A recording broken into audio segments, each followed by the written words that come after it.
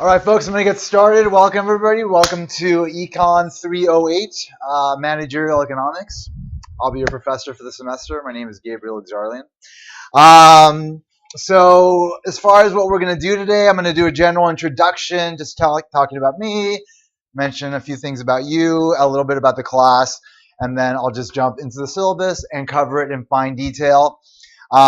Since this is essentially a week's worth of lectures in one night, we'll take a break, 15 to 20 minutes, depending on where we're at, and then we'll come back and we'll cover the first chapter of the course, the fundamentals of managerial economics, just basically introducing some basic principles that will underlie everything that we do in the course. There's no more seats, but here's the syllabus.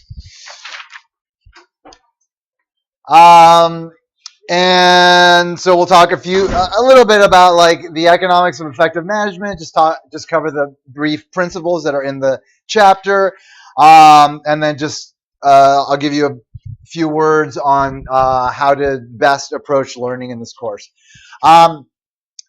Before I jump into anything, though, a little bit of housekeeping. For those of you that are not registered for the course, that are either on the wait list or you are just trying to crash the course, how it works for my classes is the first week I can't do a thing. So during the first week, it's all up to the automated system to let you in as people drop out. So if you're on the wait list, if you're not on the wait list, get on the wait list, first of all. If you are on the wait list, you just kind of have to hope that people drop and slots open up for you. Then I don't know how to help you then, unfortunately, as far as that aspect of the class goes. But beyond the first week, how it works is I am able to give out permission numbers to people, but it all depends on availability. So there have to be slots open in the class. But in order to be eligible for those permission numbers, you need to be attending class regularly. So as of today, all the way till the end, and then next week, and then the week after. So for the first 3 weeks is when all the add drop stuff goes. So there'll be 2 weeks where I can give out permission numbers, and that will all be based on if you're coming to class and you've signed in at the end of the classes. And then I will honor the order of the wait list. And once that's done, if there are extra slots, then they will go to people that were not on the wait list that have committed to trying to get into the course. Now, you still may not get into the course, but you have to come all 3 weeks in order to simply be eligible for it. That's the fairest way I can approach it. It's a system that works. And that's the last word I'll say on that. If you have any questions, you can ask me during the break. But if, again, you are interested in trying to add this course, then you have to stay all the way till the end of today, 9:45, where you will sign in and demonstrate that you have been here, and come back next week and hope that things work out for you. So that's for the people that are trying to get into the course. If there's anybody that's not interested in even trying, I would ask that you please leave, because there's people that need seats. But everybody's free to stay and everybody's free to try, and I wish you the best of luck. So that's that. I won't talk about that anymore. Again, talk to me during the break if you have any questions about that. All right, so just general introduction. Welcome back. Welcome back to school. Some of you probably have already been doing the school thing for a couple of days now. This is my first day, but it's my 4th class today. So I've got a lot of classes I'm teaching on Tuesdays. And of course, you guys were teaching like 3 hours worth at the end of the night. So it's kind of like a long sort of stretch, but whatever. It is what it is. If you signed up for the course, you have to just submit to that. It's a 3-hour class on Tuesday nights, and that is it. That's the class you're signing up for. If you're not comfortable with that, you shouldn't take the course. But welcome back from your break. You've had about 4 to 5 weeks to kind of like get out of your system whatever happened last semester. Hopefully you've gotten enough sort of rest and cleared your mind enough where you are ready to take on the semester. If you're not quite there yet, you should get there soon. I understand that you might need a few days to transition into this whole thing, but the transition must happen, and it must happen sooner rather than later. You don't want to fall behind at the beginning, because as soon as you fall behind, it's like dominoes. It just leads to absolute destruction towards the end. So at the very beginning, you want to be in and just do your best, and then just kind of lay a foundation for a successful semester moving forward. So make sure that if your head's not in the game yet, that you put your head in the game and it stays there until the very end. You have to be 100% committed to doing well, not just in this class, but in every class that you've taken on, because you've chosen to be here. Nobody's forcing you to be here. You're paying to be here. Why would you pay for something and then just throw it away? That's essentially what you're doing if you sign up for classes and then just like don't do anything. So take this seriously. It's worth your time. It's going to, in the long run, pay off. It will. Who am I? So my name is Gabriel Exarlian. I am a PhD in economics. I earned my PhD about a year and a half ago, and I've been teaching here ever since. This is my 4th semester teaching here. I teach 4 different classes as of now. I teach introductory micro, macro. I teach price theory, and I teach this course. They have plans to give me more courses. Business calculus is one of them. Advanced macro is another. And who knows what else will happen in the future. I'm a local. I grew up in the Valley. And I started off at Pierce, went there 2 years, transferred to USC, got my bachelor's degree in film. In the film program, I was exposed to films from around the world that sort of gave me an awareness that I hadn't had about like economic realities that other people in the world face. And so that actually was impactful enough on me that it actually changed the course of what I wanted to do. So I decided, okay, I want to become an economist. How do I do that? Took a while, had to take classes, math courses, statistics, probability, and having done well in that, I got into the master's program at USC, knocked out a master's, immediately got into a PhD program at UCSC, UC Santa Cruz up north, knocked that out. It was 7 years of grad school plus the 2 years of taking the prerequisites. It was a tough time. And then immediately I jumped into this and I had to like create lectures like nonstop for all the classes from scratch. It's been a rough like 10 years, but I'm all right. I know you're concerned. I'm all right. Thank you for the concern. But it's been worth it, and I've laid a foundation for like a very strong future. All I have is like positive outlook about what's going to happen in the future and about things that are happening right now. I love teaching. It's very pleasurable for me. I enjoy doing it as a grad student, so I'm enjoying doing it now. It's not all I'm going to do. I'm going to do a lot of research. I want to publish. I want to move forward in the economics field, but really most people don't do anything significant in this field unless they're like in the last decade of their life, really. So it's going to be a while before I actually make an impact, but I'm on the road and I'm happy about that. And that's who you have teaching you. That's me. So who are you? Well, you are a variety of different students from a variety of different backgrounds, but the majority of you are management students, managerial students, and so this class is part of your core, right? It's something you have to take. A lot of people see it as a challenge, and you should see it as a challenge because this might be a more rigorous course than you're used to in your program. It is at its core an economics course. So essentially, we are basically taking everything you learned from microeconomics and just kind of taking it one step further, and then extracting principles from that. That help you manage. So you're going to get some intuitive sort of principles that will help you manage, but ultimately it's about understanding like the depth of complexity of these ideas that underlie a lot of the optimal functioning of firms. And even if you don't wind up doing it directly, understanding this stuff will help you manage better. Of course, it is a challenging process, and it's something that you have to just accept. Like, you're in this class, it is what it is. Take it on. Don't run away from it. Don't be afraid. Just take it on, and you can do really well on it. Of course, there are some economics students in here as well, which, you know, is always wonderful to have people that are just interested in the economics discipline itself. So I welcome all of you. Thank you for being here. And then, of course, there might be some other people in here other than econ and management majors. Raise your hand if you are. What are you? Finance. All right.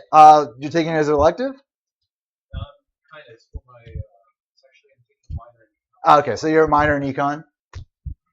So, oh, you're management. Okay. Was there somebody else that's not management and not econ?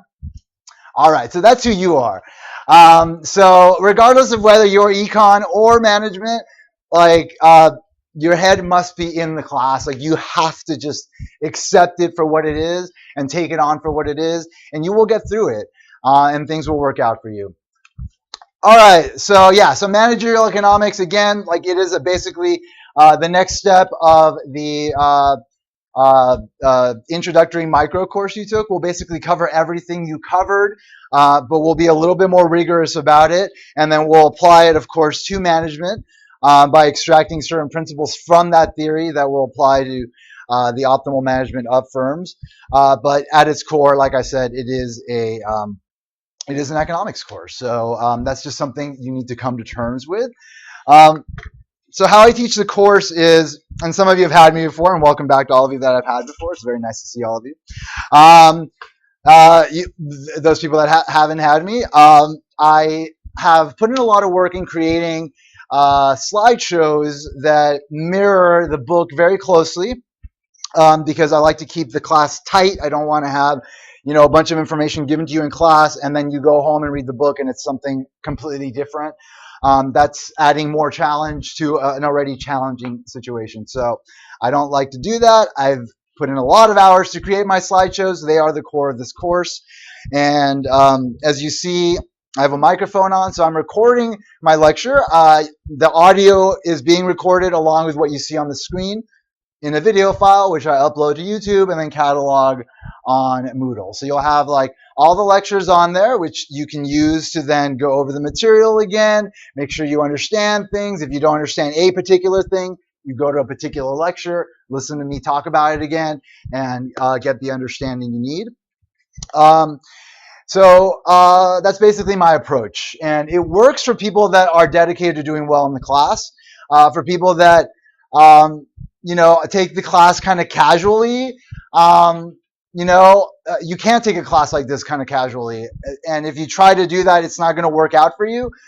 You may slide by, but it also may not be enough, and you're taking a risk by doing that.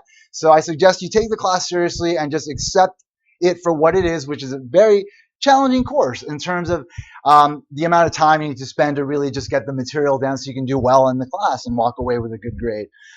So that's just something that you need to accept and just take head on from this point until the end. And when you're done, you'll feel good about what you've accomplished. You may actually grow as a person, as a student, and it will ultimately do you good. So do it. So how you succeed in this course is you should come to class. It's not mandatory for you to attend class, and I'll talk about that a little more in a bit. But you should decide to come to class. And if you're not coming to class and taking notes, which is what you should be doing when I'm lecturing, then for whatever reason, maybe you missed a class and you're watching the video to try to catch up. You have to watch the video as though you are in class. You cannot casually watch the video as though, you watch some other thing on YouTube or like you're listening to a podcast and you're kind of like getting things here and there. No, it's a lecture. You need to sit down, tune everything else out, take notes, watch the lecture. You didn't get something, go back, watch it again.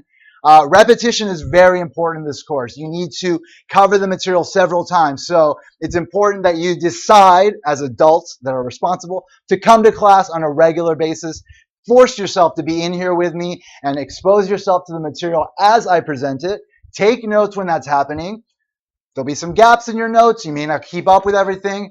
That happens. You go home, you watch the video again, fill in those gaps. Still not clear? Grab the book, read the chapter, fill in the gaps. Watch the lectures again. Even if you have it, go through it again. Rewrite your notes. That's how you get stuff that's like technical, that uses a language that's foreign to you. That's how you conquer courses like this. So you can't take a very casual approach, as I mentioned. You must be willing to dedicate a lot of time to it. And if you do that, you wind up doing well.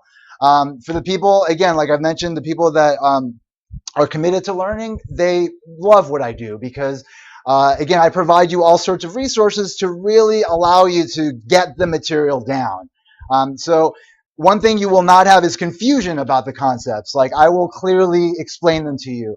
I get comments all the time from people outside of school that happen upon my YouTube channel and like tell me like, you've saved me this semester because my professor is like confusing me, but you explain the things very clearly.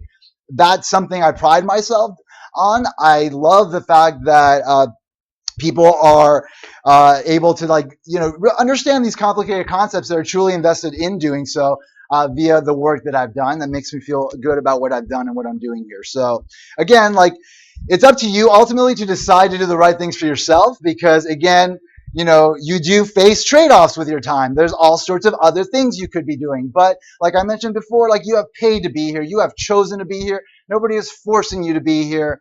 Decide to do the right thing and it will work out for you.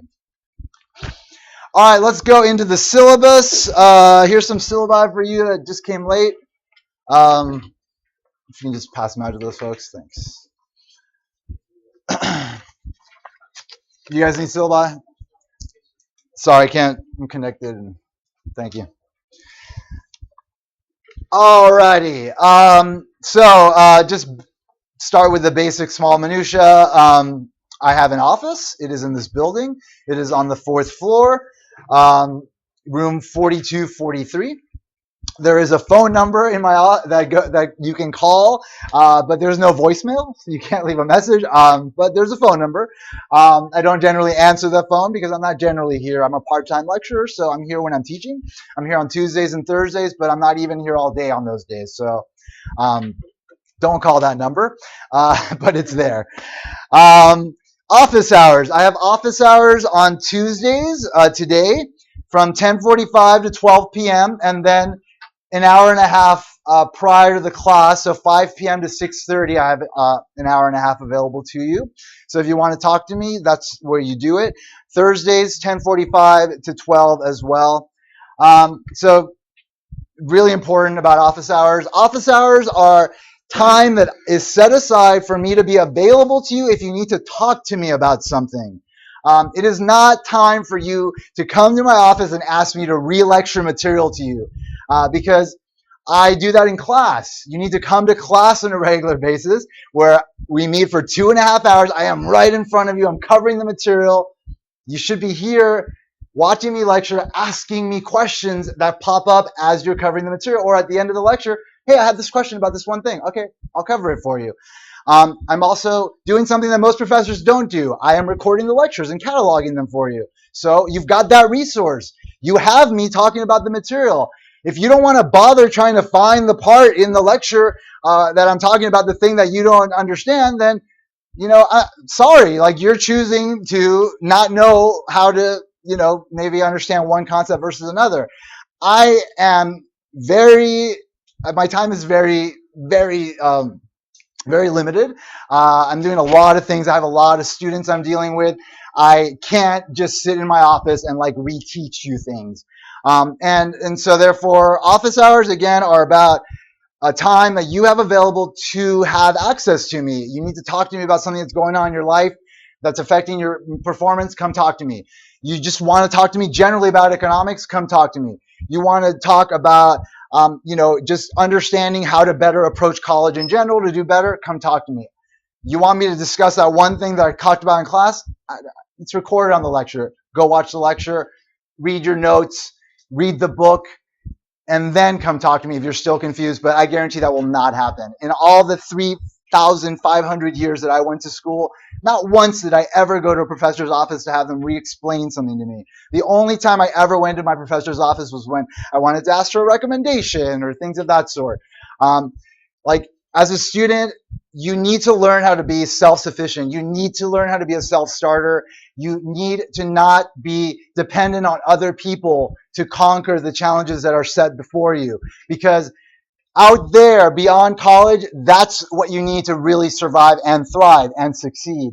People in the places that you ultimately want to be working at do not want burdens. So if you go to a place of employment that you're really interested in working at, and you're asking 1,000 questions that you could answer yourself, you are a burden to people whose time is valuable and are trying to accomplish other things, and therefore that turns them off to you, and they no longer want to work with you. So they won't offer you opportunities. They may even get rid of you right off the bat. So you need to understand now that Any big challenge you have, you are able to surmount, and it takes a ridiculous amount of dedication to be able to do that. If you have like a volume of information you're trying to learn and it's really complicated and you feel like you're not getting it, that means you're not spending enough time on it. You spent 10 hours on it, spend 11, spend 12, spend another 3 days, whatever it takes to get it down. If you give up and say, I need someone else to teach this to me because I can't get it, then you're basically saying that you are incapable of doing things on your own. I am a firm believer that every single person, unless there's something physically wrong with their brain, is capable of so much as any of the greatest people that have ever walked this earth are capable of achieving intellectually. And it's about time. It's about dedication. How much are you putting into these processes in order to accomplish the things that you're setting forth for yourself? If you're not putting in enough time and you wind up doing bad and you walk away thinking, oh, well, I'm just not good enough and that's the end of the story, then you've failed. You've truly failed because you actually believe that you are incapable of doing certain things, and that is ridiculous.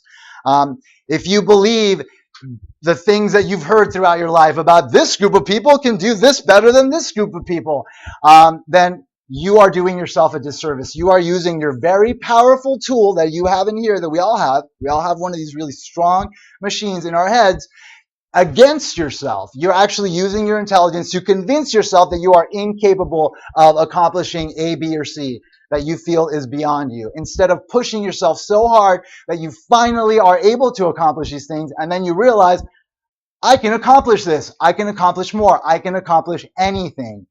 The only way you get to that level, the only way you get to that point is by pushing yourself to that point. You have to demonstrate it to yourself. Other people don't demonstrate it to you. You have to demonstrate it to yourself. So there is tutoring for this course. I don't suggest you use it because, again, that is a shortcut. You need to realize that anything in this class that is difficult for you to understand is difficult for you to understand because you haven't spent enough time on it, and you need to spend more time on it. And that is it. Shut off your computer, shut off your phone. Don't talk to your friends for a while. Focus on learning this stuff, and you will learn it, and you will do well, and you will excel, and you will progress. And that is what this whole thing is ultimately about. It's not about passing a class and getting some silly grade. That's not what this is about. It's about you coming to terms with what you're actually capable of doing so that you can then get out there and have that confidence, hold that confidence in you all the time that people want to see, that will then attract opportunities, that will attract the things that you want. Going, to the places that you want to work at, people will see, okay, this is a person I want, because this person, it's obvious, they know what they can accomplish, and if I bring them in, they will accomplish great things, and they will be an asset to me. So it's about becoming that person, and classes like this are about making you realize that you are that person. So it's my little office hour speech.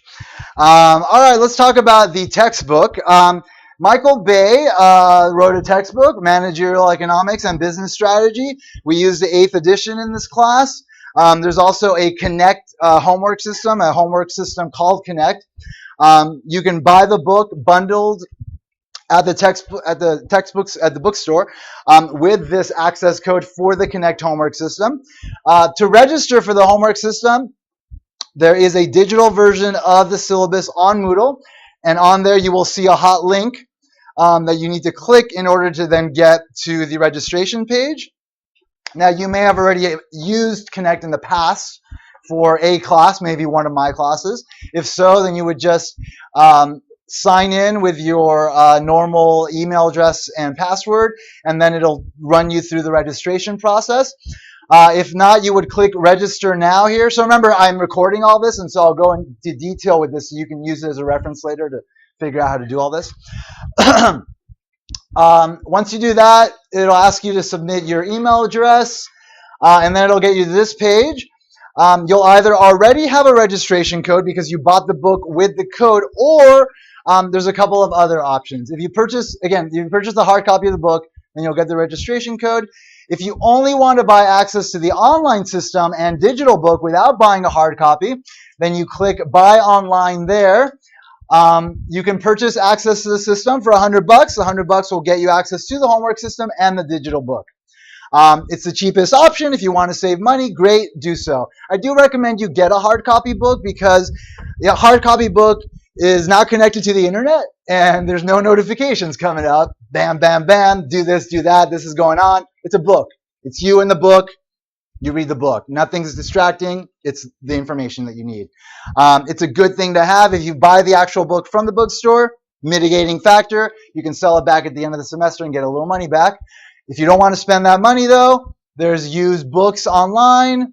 Prior editions will be close to what we study. Just make sure the chapters are the same. There's this website called Abe Books, A-B-E Books.com. They sell international editions, which they're not supposed to do, but they do.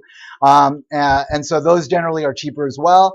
So there's options out there for getting a hard copy book and not having to spend ridiculous amounts at the bookstore. But again, the bookstore option is there. It's convenient. Buy it, sell it back, whatever. Yes. Oh, they offer the 9th edition. Okay, cool. Then that is great. I have not been given the 9th edition, but the 9th edition is going to be very close to the 8th edition, so that works. I got to talk to the bookseller about getting me that edition for free. They give me free textbooks when I'm a professor, which is nice. All right, third option. If you are not registered for the course and you're trying to get in and you don't want to pay for stuff, you can click on Start Courtesy Access. That'll give you a 2-week trial period. So you can have access to the stuff online for a bit while you figure out if this is the right class for you.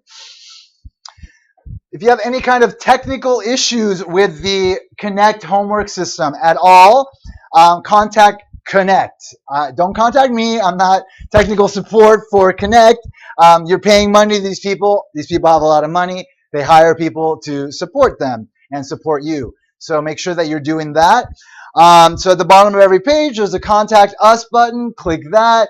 It'll give you a form that you can use to email your issue, or you can call them. They have flexible hours and a toll-free number. All right, so just make sure that happens. All right, reading, lecture slides, attendance. I've already mentioned that attendance is not mandatory. So I do not take attendance. You don't have to come to class on a regular basis unless you're trying to get in right now. You do. But in general, I do not force you to come to class. You have to decide to come to class. You are adults. The decision is in your hands. I hope you make the right one. Decide to come to class. Again, that is one pass on the material. It forces you to go through it with me, and then, that's your foundation for understanding the stuff. Then you go back on your own and you kind of fill in the gaps or relearn the stuff that we covered already. It's a good idea to read the sections covered in the class before class, just to kind of get an idea of what's going to be covered. The slides, as I mentioned, are based on the book and will be made available on Moodle immediately. Well, actually within a day of me lecturing. So for you guys, it's at night, so I'm not going to post this stuff after I get out of here. I'm going to go to sleep. So it'll usually be like late afternoon the next day. Everything will be online, and I'll email you to let you know about that. You'll see the video. You'll also see a PDF of the slides, and you'll also see a slideshow file. So different options there, depending. Maybe you don't want to listen to me anymore. I understand. You can just look at the slides, whatever. It's up to you. I give you a lot of resources so you have flexibility in how you want to approach learning in this course. The slides are your primary information source for the course, and the textbook is supplementary to them, and that is because, again, like I've chosen what to teach you. Most of it is in the book, but some things I've left out. So as you're reading the book, you might notice things that I haven't covered in my lecture. Those things will not be tested. You can learn about them, and that's fine, but just know that the main source of information for the course is my lectures. So focus on that. Exams. It's a class. We're in college. I have to test you to make sure you're learning stuff. So there's going to be 2 midterm exams and a final exam. The exam dates are listed on the lecture schedule that follows, which I'll cover. Makeup exams will not be given. Students will only be excused from midterm 1 or midterm 2 at my discretion. The only legitimate reason you could give me is a medical emergency. That's it. And a medical emergency has to be a legitimate medical emergency. Like, you've stopped breathing, the ambulances have taken you away, somebody has contacted me to let me know about this. You've been in a car accident, it's really bad. You can contact me, but you're being rushed to the hospital. If you're kind of feeling ill and I'm going to go to the emergency room, that's not a medical emergency. I have been in the worst conditions possible, and I have made it to exams. Again, in the 3,558 years that I went to school, I never once missed an exam. It is not a good idea to miss an exam. It is a worse idea, in fact. Um, if you do have a medical emergency, there has to be physician documentation, which I will verify by calling the physician. Going to a doctor because you feel sick is not a medical emergency. Like I mentioned, last semester somebody gave me a letter from a chiropractor who's not even a medical doctor. Like, oh, I had a chiropractor appointment. Excuse me from 1/3 of this course. No, folks, no. And I know I'm not talking to the majority of you.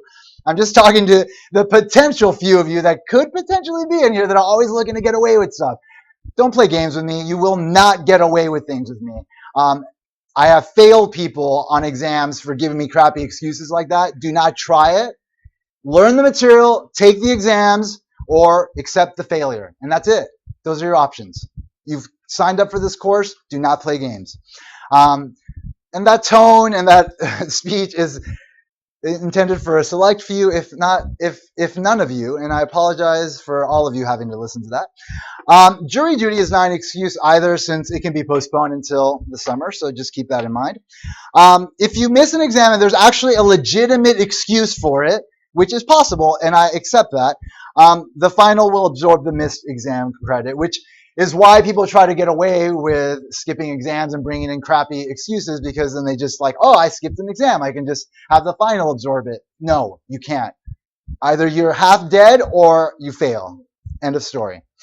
The final must be taken in order to pass the course and will only be rescheduled for major illness or other well-documented emergencies. All right, there's homework in the class, and they will be mostly weekly homework assignments using the Connect software. So to get to the homework, once you log in, you click on this home icon here, and it'll take you to the list of assignments, and you'll click on it, and you'll do the homework. Homework will be due. Actually, for you guys, I think I changed it. No, Sunday nights. All right, so it'll be Sunday nights by 11:59 p.m., which will be, yeah, actually, that makes sense. We don't meet on Thursdays. Yeah, it makes sense. You have plenty of time. I'm going to drop your 3 lowest homework scores. So that's meant to give you flexibility in case things come up in your life that stop you from doing a homework assignment. I dropped 3 assignments. So don't come to me saying, can you reopen the homework for this, that, or the other? No, I can't. I dropped 3 homework scores. Like, don't use that as just an excuse to not do your homework. Use that as a backup for times where you have like legitimate emergency type situations that stop you from doing what you need to do. That's when you use those 3 drops. So there will be no late assignments accepted. Don't ask me. I won't give them to you. But the homework is not as challenging as it might seem, because I provide you the solutions to the homework via these video playlists that are posted on Moodle. Each video playlist covers the entire assignment. There's a video for each problem showing you exactly how to solve the problem. And that's that. The purpose of it is that I don't want you to sit and pull your hairs out trying to figure things out. I want you to have all the resources you need to learn everything I expect you to learn in this class. Either you're in this class to learn or you're not. If you are in this class to learn, I want you to learn, and I want you to have the resources available to you to do that. So make sure that you use the homework as a tool to help you learn, versus I've got to get this out of the way. I'm just going to rush through it and enter the answers and not learn a thing.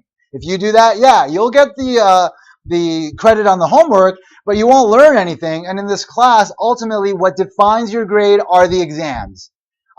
There's some ancillary things that kind of support the grade, but they will not pass you in the class. If you fail all the exams and you do really well in everything else, you'll fail the class.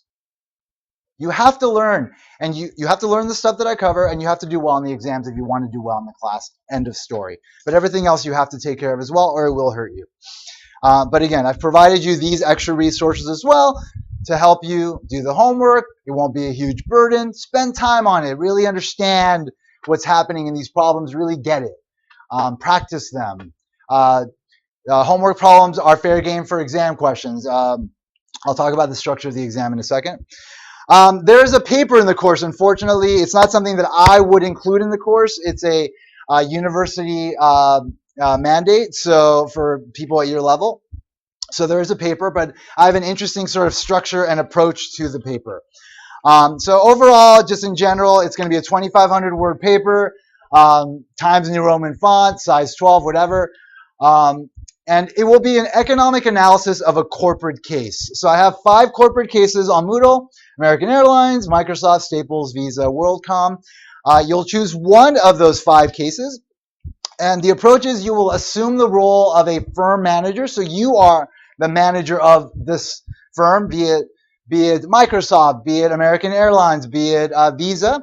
And you'll use theoretical tools covered in the course to provide input as a manager into one of the 5 cases, sort of giving your ideas about maybe how something can be fixed, or just kind of explaining a part of what they're going through, whatever. Any way you choose to apply it, you're free to do so, but you have to be the manager. You have to use the theory properly, and it has to make sense. So how I approach this is I basically have you write the paper throughout the semester, and it's due at the end via what are called mini papers. So throughout the semester, you're going to write 3 mini papers, which are 2 to 3 pages in length, and they correspond to 3 chapters that we cover in the course that you will choose for your analysis immediately after we cover each chapter. So these 3 papers are essentially, like I said, rough drafts of the 3 chapters of your final paper. So as we complete chapters, so let's say we completed chapter 5, I'll put up this chapter 5 mini paper submission option on Moodle. You'll have a week to submit the paper. And basically you'll use a concept, various concepts, whatever, to explain some part of your case from the chapter. And throughout the semester, you'll see due dates for mini papers from all the chapters. People that don't pay attention to me for some weird reason sometimes wind up writing like 12 papers, which is absurd. You only have to write 3, folks. It's very clear. I make it clear today. It's just the due dates are there because, again, I have to offer options for all the chapters, but you get to choose 3 of those chapters to write your paper on. So just be mindful of that. But there's also 1 slot on Moodle. It'll be at the top for an open chapter mini paper submission. So you can, at any point in the semester, write a mini paper on a chapter, any chapter. So if we're on like chapter 8 and you want to write a paper on chapter 2, but you didn't get a chance to do so because you were busy or whatever, you can do it any time during the semester and submit it here. So that'll be one of your 3, and then you'll have 2 others to do. The people that jump on this stuff early, they're really happy with it because they basically get the paper done at the beginning of the semester, and they don't have to worry about it at the very end before it's due. Basically, you throw the 3 papers together, you write an introduction and a conclusion, and you're done. That's your final paper. As far as the mini papers go, you don't need to submit a hard copy to me. You just simply need to submit them digitally online. The 3 mini papers themselves will not be graded based on their content, but they will adversely affect your grade if you do not turn them in on time. I'll simply be looking to give you credit for completing them on time. Don't play games, though. Don't assume that I don't look at these files. So don't just turn in some document that's not a mini paper, just a blank piece of whatever, or like a paragraph. You will not get credit for that. And if it's blatant, it could actually, well, it will lead to a failure in the entire paper and could lead to a failure in the entire course. So just be mindful of that. Don't play games. You will lose those games. So the final paper, again, will be a compilation of these 3 mini papers in which you'll include an introduction, tying the 3 mini papers together under some umbrella thesis, and a conclusion that ties up the paper. The umbrella thesis is essentially, I'm a firm manager using economic theory. I've managed to identify these 3 areas that will help my firm to, maneuver their way through this particular situation that we're in. Talk about the 3 papers and brief summary in the introduction. You're done. That's your intro. It's about a page long. Throw the 3 mini papers together as the 3 main chapters of your paper. Write a conclusion that basically mirrors the introduction. You're done. That's your paper. It takes you an hour at the end of the semester if you've gotten it done early. If you leave it till the very end, it's a burden like anything else. And you have other papers that you have to do and other stuff that you have to do at the end of the semester, and it starts to build up and you wind up doing a bad job in the paper. So keep that in mind, folks. If you have time right now, get it done now. As we're covering the first 3 chapters, write 3 mini papers in the first 3 chapters, you're done. Remember, you're focusing on one case, though. So you pick one case out of the 5, and that's the one you're focusing on. You don't write the papers on 3 different cases. Keep that in mind. The final paper, once it's done, there'll be a submission option at the end of the semester, and you'll need to submit it digitally on Moodle, but also turn a hard copy into me of the final paper, which I will read and I will grade based on the content. If I don't receive both versions on the day that they're due, then you will receive credit for the paper. Actually, I wind up just cutting the credit in half. And each day of the paper is late, you'll lose 25% of the credit. So like I mentioned, you don't have to come to class on a regular basis. You should come to class on a regular basis. I beg you to, but I'm not going to force you to because you're adults and I'm not your father. So make sure that you're making the right decision to come to class. If you're deciding not to come to class, though, and you figured out a system that works for you and you can still be successful in this course without coming to class, more power to you. You have to come to class, though, 3 days for the midterm. First, second midterm, and the final. You have to come to class in those days. You also have to come to school at some point and turn in the hard copy of your paper, either on the day that it's due or office hours before that, slip it under my door, whatever. You should bring that to me before the due date. So there's 4 times that you need to come to school for this class as far as I'm concerned. But as far as like success is concerned, you should come to class every single time. All right, the completed paper will be closely scrutinized and will be graded based on the content. Spelling, grammar, overall organization will be important because that's ultimately what the purpose of the paper is, to make sure that you have your writing skills on point, because your writing skills are some of the most valuable skills that you will take away from this whole experience college. Out there, if you can write, you can organize your thoughts, it's clear, that's so valuable because a lot of people just can't do it. That's part of what college does to you. It allows you to kind of up that game, which is an important one, very important out there. So that's what the paper is about, and that's what you need to demonstrate on the paper. I'll talk about the grade in a second. For the paper, do you have a specific writing style? I don't prefer anything, no. If you wind up citing things, MLA is fine, or whatever, AP is fine, whatever. As long as the paper makes sense as far as your application of the economic theory and it's within the guidelines that I've set forth for you, I'm good. This is not an English course. All right, the course grade. So each of the 3 exams will be worth 20% of your grade. So there'll be 60% total. Homework is 10% of your grade, and the paper is 20% of your grade.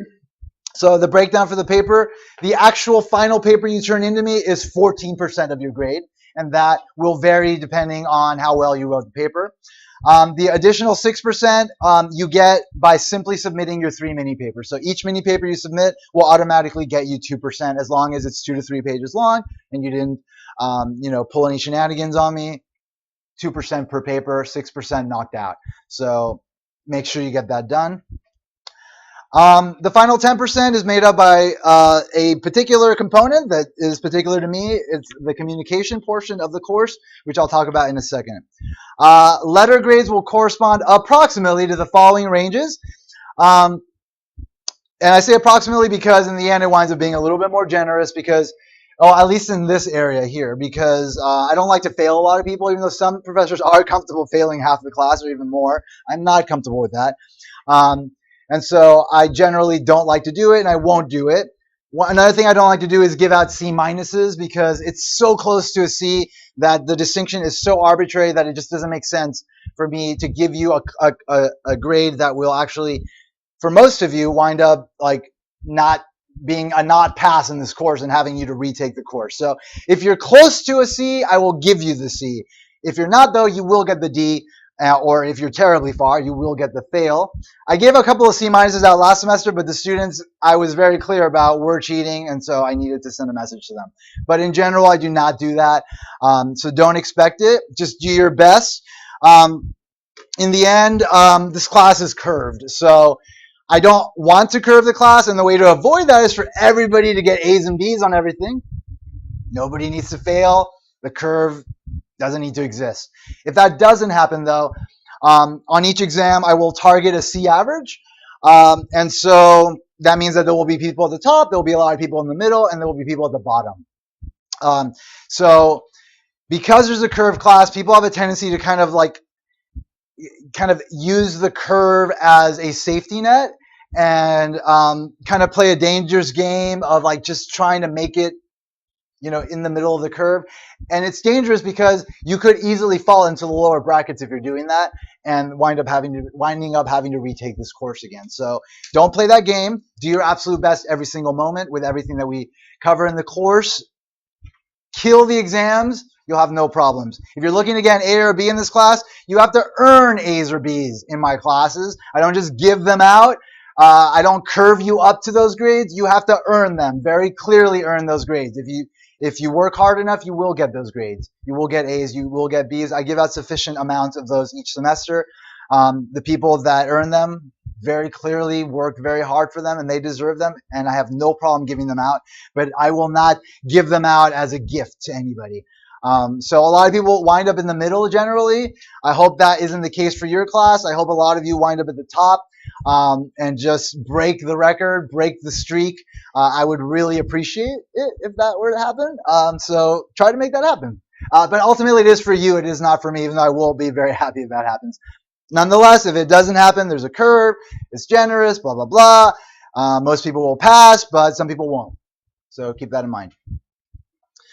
All right, let's talk about this communication portion of the grade. It's very important to me because it helps my classes run smoothly. I don't just teach. I have other responsibilities I take care of. And so I can't have people just like not keeping up with what I'm telling you in class, not reading the materials that I give you, all the resources I have available to you, not using them. Like if you're not doing what you're supposed to be doing, you're making my life harder. And so I have the communication policy set up for a couple of reasons. One, to make my life easier. Another is because communication is the most important skill you need to cultivate here in order to successfully be successful once you earn your degree. Getting out into the world, if you're able to communicate properly in a professional environment, that is gold. That is solid gold. You are the generation right after mine. I grew up in the time where like the internet proliferated. It was introduced, it proliferated, and then social media and stuff came a little bit later. I don't have a Facebook profile, but I have other social media stuff. But still, I am very tech savvy. But I've chosen not to be part of certain things. But a lot of you have like grown up in this era where all this has already existed, and it's the era of like kind of very casual communication, like acronyms and emojis and like fractured sentences, which is fine. In fact, I love it. I love that this like different version of our language is like sprouting up and people are using it. I think it's awesome. I think it should continue. But everybody needs to be able to switch from that to the professional communication where like everything needs to be in clear-cut, full sentences. You need to communicate succinctly, precisely. People need to know exactly what you're doing, exactly what you're talking about in as little words as possible. That is super important because time is money in business, right? So if you are not clearly communicating what you are trying to communicate to whomever in a business environment, you're taking time away from people from doing the things they need to be doing. And they don't like that. And they won't like you if that is the case. So just be aware of that. Just be aware of the fact that you need to be able to switch back and forth from just your casual, normal interactions to the professional interactions. It's just the nature of the world we live in. So again, the policy is meant to help prepare you for professional communication standards that you'll be expected to adapt to in a variety of professional settings, including a classroom, which is a professional setting. Electronic communication with me in this class will be done exclusively through a message board called Piazza. So you will never email me directly because it will hurt you. Piazza is a message board that was made I think in MIT, and it sort of spread throughout the Ivy Leagues, and then Berkeley, and then UCs, and then at Santa Cruz, where I was teaching, one of the professors used it, and I loved it, and so I wound up using it myself, and it worked out really well. It's a message board specifically for an academic setting. It's for asking and answering questions. It allows us to sort of have a communal sort of experience in that setting for relaying information. So when I said don't email me, when you post something on Piazza, I get emailed automatically. So it's essentially like emailing me. So you don't need to send me an email. Just post something on Piazza. I'll know what you're talking about. So on Piazza, you can post questions, which can be answered by your fellow students as well as myself. It also provides you the option to post anonymously, so you don't have to reveal who you are, but all posts are transparent to me. So I know who you are, so don't think you can get away with saying certain things to whomever, because I'll know I'll know who's doing it. If you have a personal issue that you need to talk to me about, you post something on Piazza, you say, hey, professor, I have a personal matter, post it anonymously so nobody knows who you are, be very general about it, it's a medical issue, it's a family issue, blah, blah, blah. And then I'll respond and say, okay, please email me directly about this. And then we'll email directly and we'll have that discussion. That's the only appropriate time for you to be emailing me, when I tell you to email me. Don't arbitrarily email me, it will hurt your grade. But also, you're free to discuss things with me during my office hours, which is what office hours are for. You need to talk to the professor about a personal matter, you go to the office hours to talk to the professor about the personal matter. That's what they're there for. We're only supposed to give you 1 hour a week, but because I teach 4 courses, I have 4 hours, so I give them to everybody just to provide a little bit of flexibility. Class. I'm in class 2.5 hours every week with you. At the end of the class, hey, professor, I've got a personal issue I need to discuss, blah, blah, blah. Talk to me about it. Here I am. Come to class. That's when you need to relay information to the person that is teaching you in these situations. I'm teaching you, again, like I said, I have a lot of people I'm dealing with. I can't have my email just full of a bunch of random questions that I've already answered 1,000 times in class. It's not okay. Anyway, so again, I'm recording this, so I'll do a quick thing of like how Piazza works. So this is basically the screen that is Piazza. There's some tabs up here: Q&A, resources, statistics, manage class. We're only using the Q&A tab, so forget about the rest of them. There's ways of filtering out the posts that are here. If you're looking for a particular something, anytime somebody posts something, they post it in a folder, whether it be about homework 1, homework 2, or like midterm 1, midterm 2, or like the final, or whatever. So you can click on those, and then all the posts relating to that one subject matter will pop up to filter out the responses. Unread, updated, unresolved, following, more filtering options in this cog here. There's a search bar here if you want to just do a search of stuff. If you have a new post because you've searched and you haven't found the question that you have, nobody else has asked it, click there. You have to put your post in one of these folders relating to a homework problem, relating to an exam problem. If it relates to how the class runs, you put it in logistics. If it's something not related to any of this stuff, then you put other. There's a title, and then there's, of course, the body of whatever you're going to write about. The column on the left catalogs all the posts from the most current at the top to the oldest. If you click on a post, it'll pop up on the main window here. And then if you scroll down, like if you want to respond to somebody else's post, you can respond underneath it. There's also a place for me to give the official instructor's answer if I feel it's necessary. I can also endorse other people's responses. I'll read what other people have answered. If I think it's a good answer, I'll endorse it. If not, I'll give my own input on it. The link to register for Piazza, again, there's a hot link on the syllabus. I think it's on the 3rd page, which covers the entire communication policy in case you need a reference throughout the semester. So again, the digital version on Piazza will have this hot link on top of the hot link for the Connect homework system. So you click on that. You cannot register on a phone for Piazza for some weird reason. So you have to register on a computer, but there is an app on your phone for it if you want it.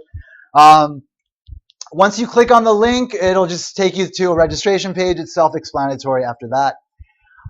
So the communication overall, the 10% is calculated based on a few factors. 1, registering for Piazza.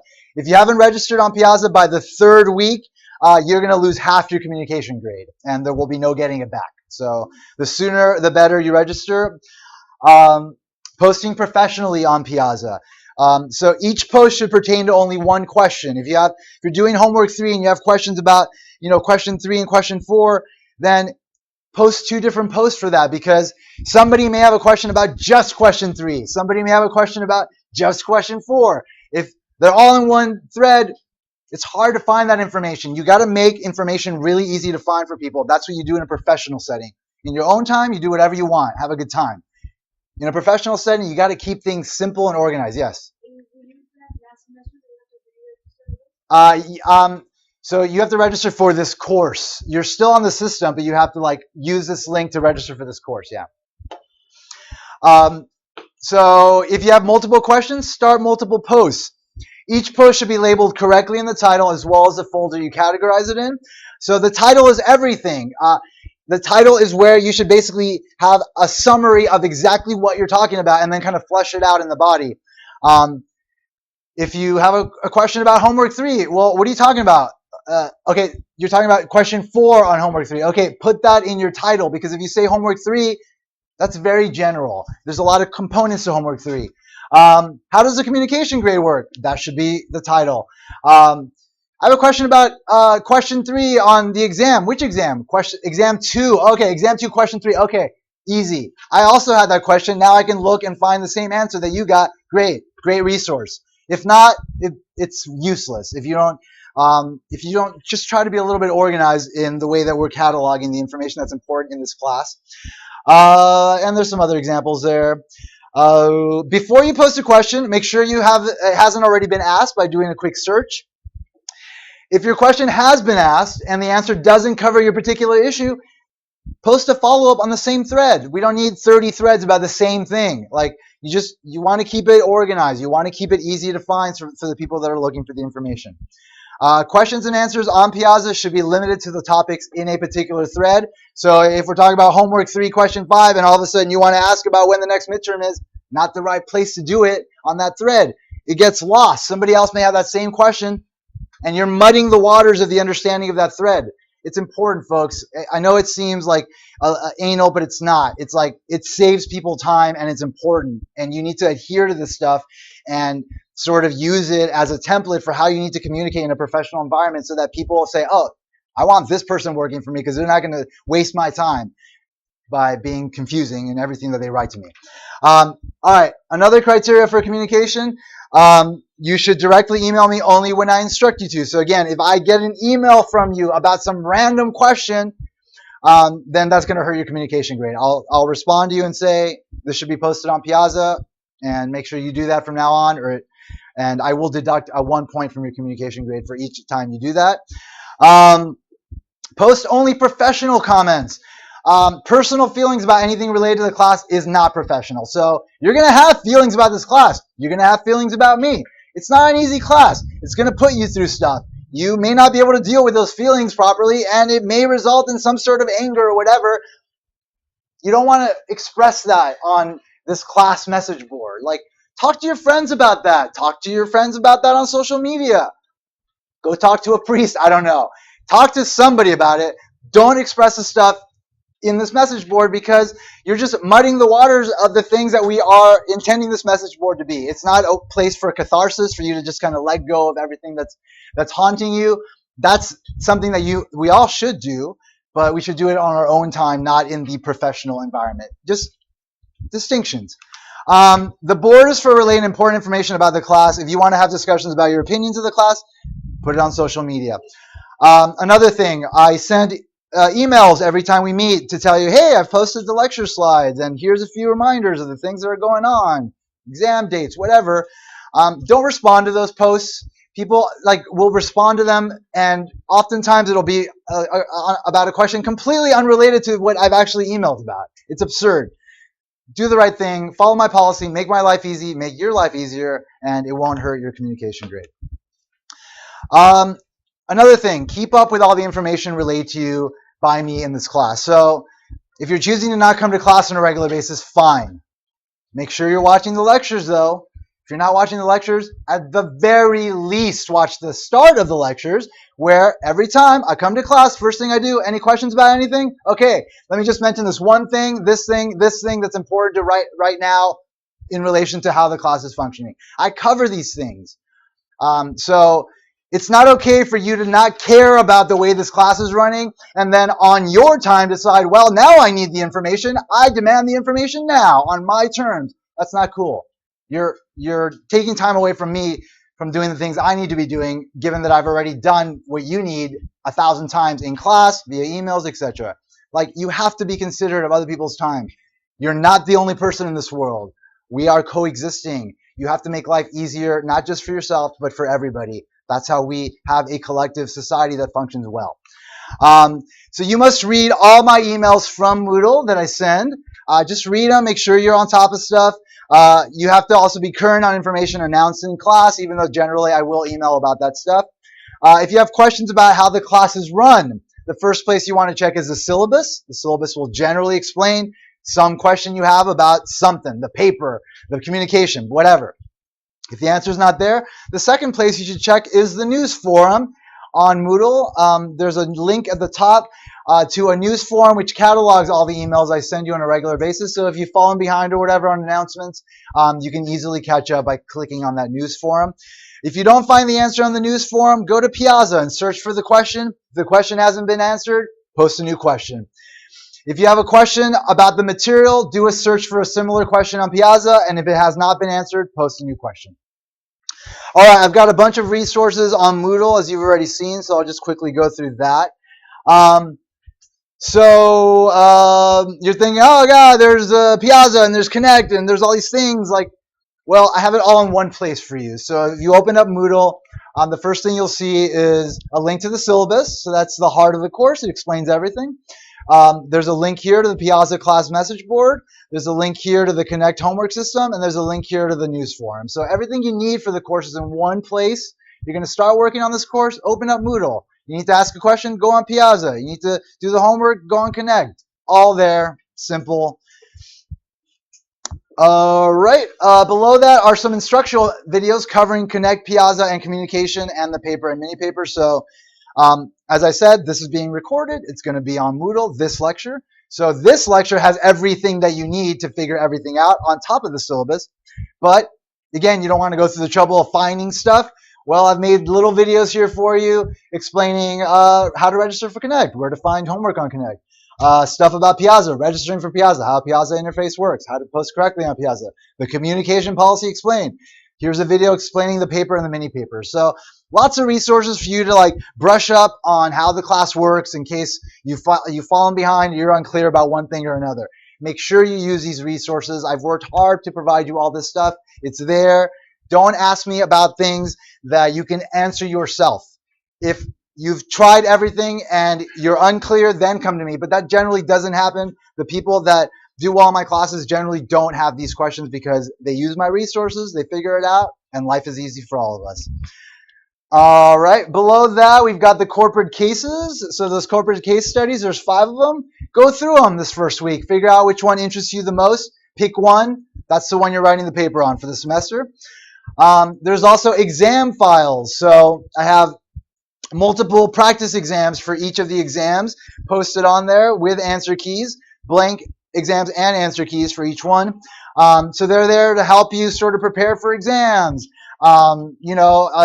I could use questions from those exams, but it's also a way to kind of test your understanding of stuff or, kind of practice, the stuff that you need to learn for this course. So it's there, it's available to you, use it. As we start each section of the semester, like right now, you should probably check the exams. Just look at how they're structured, the kind of things that I focus on, so you have an idea of what you should be paying extra attention to as we're moving through the course. And then do it again after the first exam for the second exams, and of course for the final as well. There's also a link for submitting the open chapter mini paper. It's not up yet, but it will be. I don't post slides prior to my lectures, so don't ask for that. Don't do that because you should be taking fresh notes in class. That's what you should be taking. As I'm lecturing, you should be just writing down as much as you can. The point of that is that's your version of what you're hearing. So you are processing what you're hearing. So that's your first sort of process of the information. It's a foundation for you to learn. And that's why it's valuable. But then you have this great tool, your notes.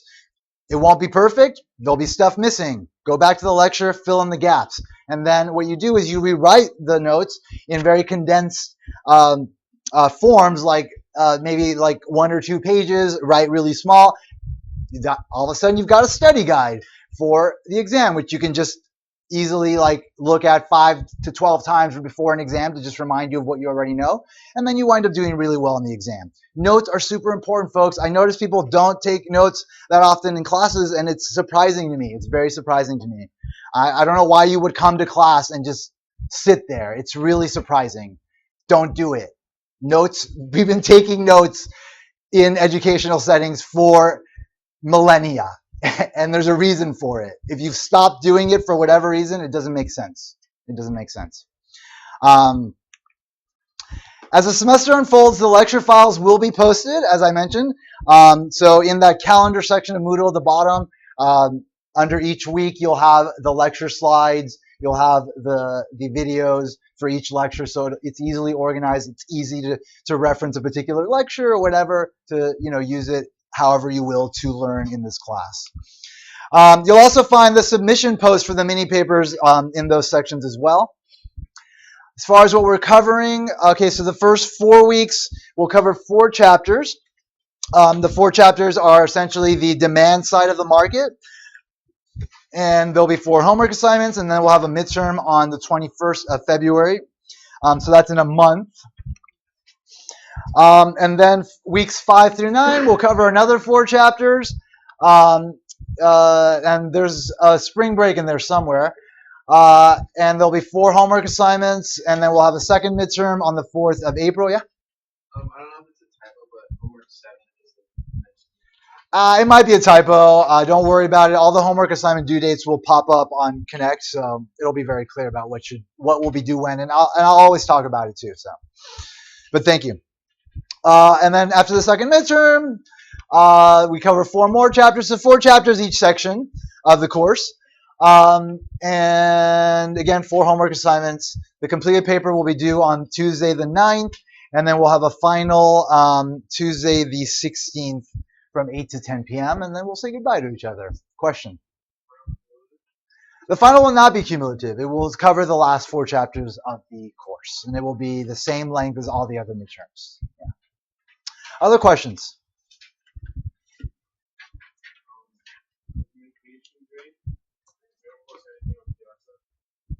It's fine. It's not participation, right? So you don't have to do anything. Exactly. You will start with 10 points, and you will see that on Moodle. So if you do everything right, you'll get your full 10. You're good. But if things aren't working too well, you will see that it's not working too well. Okay.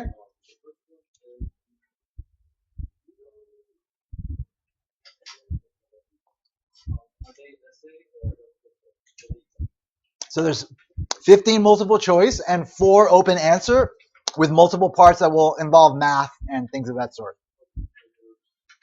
Yeah. You'll need Scantrons, which I'll tell you about, those green skinny ones. And then I will give you exam forms to fill out for the open answer stuff.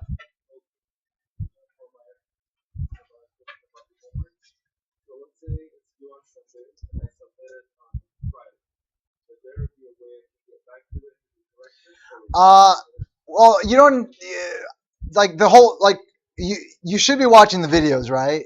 So you should do the homework and then kind of check that against my video, see if you did it correctly, and then submit the right answer. So that shouldn't be a problem. You can't go back and change stuff. Was there another question?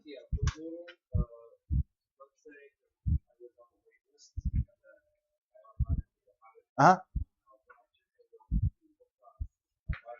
Okay, that's something you'll talk to me about later. I'll deal with that.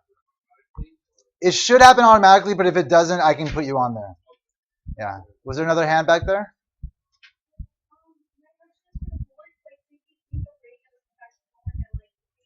Yeah, you can do that. Yeah. Other questions? Yeah. I was checking Moodle earlier. Was it this class that had practice exams? Yeah. Yeah. Other questions?